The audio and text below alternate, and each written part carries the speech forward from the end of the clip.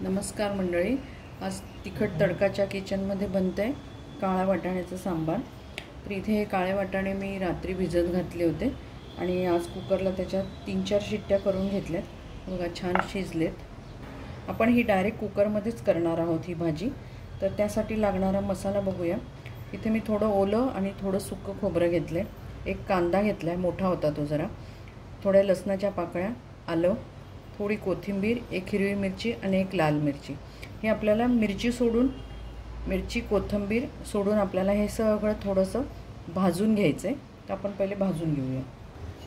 ते आपण थोडंसं तेल घालतो, त्या तेलामध्ये आपण परतून घेणार आहोत कांदा,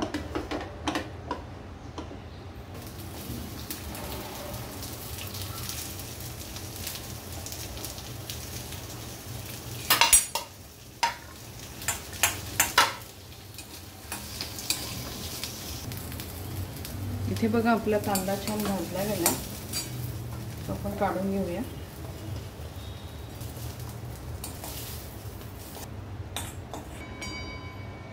आपण त्यामध्ये घालूया तो खोबरं।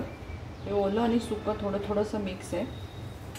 तुम्ही नुसतं सुकंही घेऊ शकता किंवा नुसतं ओलं पण घेऊ शकता, पण ही दोन्ही मिळून घेतली ना तर चव जास्त छान येते।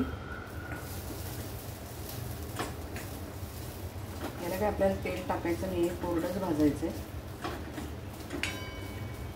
त्यामध्येच आपण घालतोय आलं आणि लसणाच्या पाकळ्या, हे आपण आपल्याला अशा भाजून घ्यायच्या।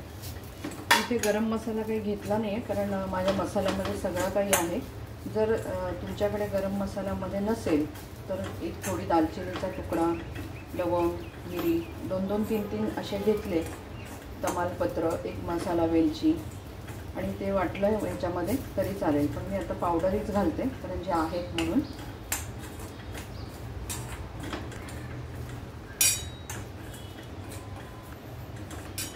आपण गॅस बंद करू आणि हे खोबरं काढून घेऊया आणि हे मसाला हा पूर्ण आपल्याला थंड होऊ देऊ। आता आपण गार झाल्यानंतर ह्याला वाटून घेऊया। इथे आपला बघा मसाला वाटून झालाय। आपले वाटाणे शिजले, पण थोडेसे मला जरा अजून शिजायला पाहिजे तसं वाटतंय। पूर्ण बारीक होत नाहीये कारण ह्याला थोडा वेळच लागतो शिजायला। मी आज जरा कमी शिट्ट्या केल्या होत्या मगाशी। कुकरमध्ये टाकतोय, एक शिट्टी झाली का आपली भाजी तयार होईल। इथे आपण घालूया तेल। हे आपण एकदा मी कुकरमधून शिजवून घेतलं होतं, त्याचं पाणी आहे, हे आपण ह्याच्यात घालताना।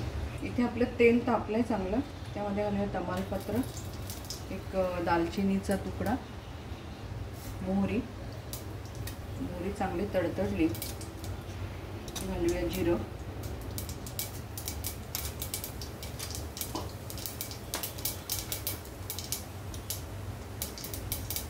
हळद, हिंग थोडं जास्त घालायचं कारण हे थोडं गॅस्ट्रिक असतं ना, म्हणून। आता आपण घालूया आपण वाटलेला हा मसाला, मी थोडा जास्त केला आहे, मला लागणार आहे म्हणून।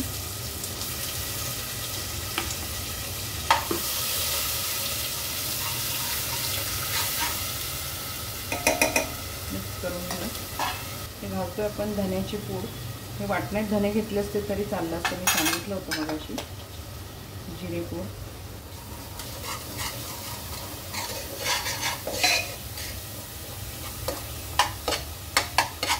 इथे हा माझा घरातला मसाला आहे, त्याच्यामध्ये गरम मसाला आणि मिरची आहे, म्हणून मी गरम मसाला घेतला नाही वेगळा।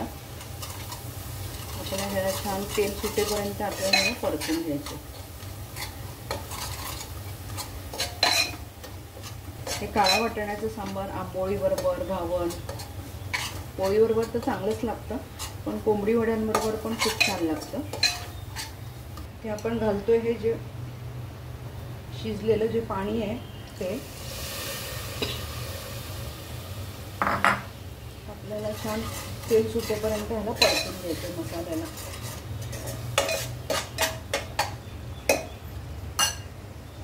घालतोय मीठ,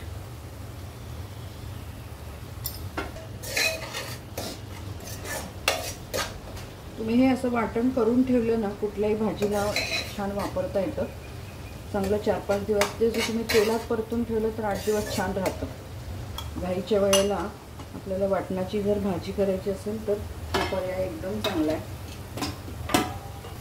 इथं आपला मसाला परतत आहे, तर आपले हे जे वाटाणे आहेत आपण तर ते साधारण एवढे मी भाजी वाटाणे कमी आहेत म्हणून मी कमी घेतले.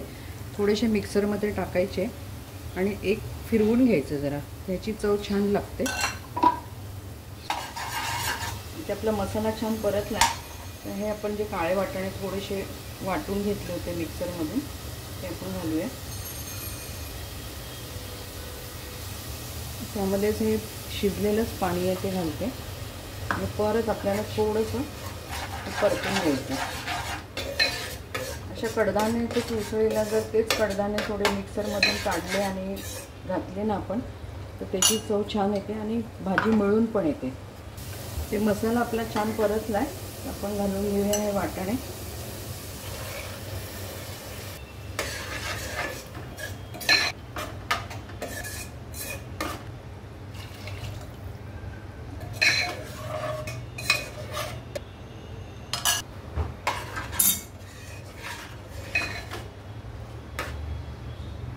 आमच्याकडे बटाटा खूप आवडतो म्हणून मी 2-3 बटाट्याचे तुकडे घालते. हे ऑप्शनल आहे, तुम्हाला जर आवडत असेल तर घाला. थोडं गरम पाणी आणि आपल्याला आता त्याच्या 1-2 शिट्ट्या करून घेऊया आपण, म्हणजे छान शिजतील ते.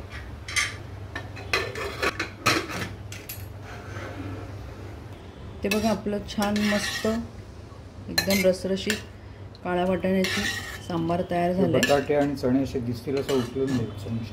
बटाटे आणि चणे आता हे शिजलेत आपले. आपलं काळ्या वाटाण्याचं सांबार बनवून तयार झाले. मी रस्सा थोडा काढून घेतला आहे कारण फोटोसाठी. तर तुम्ही हे नक्की करा. आषाढ महिना आहे, आता श्रावण लागेल, त्यामुळे नॉनव्हेज न खाणारे लोक पण आधी कोंबडी वडे वगैरे बनवतात, पण व्हेजवाल्या लोकांना दुसरं काही नसतं. त्यासाठी बऱ्याच ठिकाणी जर व्हेजमध्ये म्हटलं कोंबडी वडे बरोबर हीच भाजी दिली जाते, काळा वाटाण्याचं सांबार. तुम्ही नक्की करा, तुमचा अभिप्राय आम्हाला कळवा. तसंच आजपर्यंत जर तुम्ही तिखट तडक्याला शेअर केलं नसेल तर लाईक करा, शेअर करा, सबस्क्राईब करा. परत आपण भेटू अशाच एका छानशा रेसिपी बरोबर. धन्यवाद.